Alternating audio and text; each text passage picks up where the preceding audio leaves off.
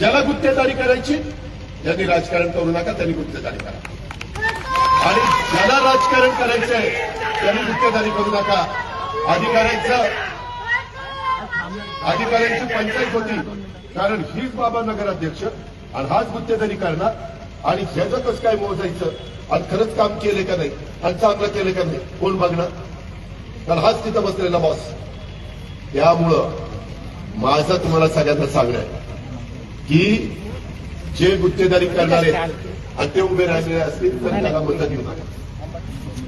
हे काही त्यांचा इंटरेस्ट वेगळा आहे, त्यांचा इंटरेस्ट पैशामध्ये, इतक्या कामातनं कसे 2 पैसे मिळतील आणि त्याच्यामुळं कंत्राटदार नगरसेवक बिलं मंजूर करणारा नगराध्यक्ष देखील तोच. अशा प्रकारची स्थिती माझा कुटमध्ये होती की नाही? आम्ही काय खोटं बोलतो का? आपण तुम्ही कधी बदल करणार का नाही? त्या पद्धतीनं तुम्ही बदल करा. एक काम तरी काम कुठलं चांगलं झालंय, त्याचा दर्जा चांगला राहिलाय, हे चित्र आपल्याला बदलायचं असेल तर जनतेनं ठरवलं पाहिजे.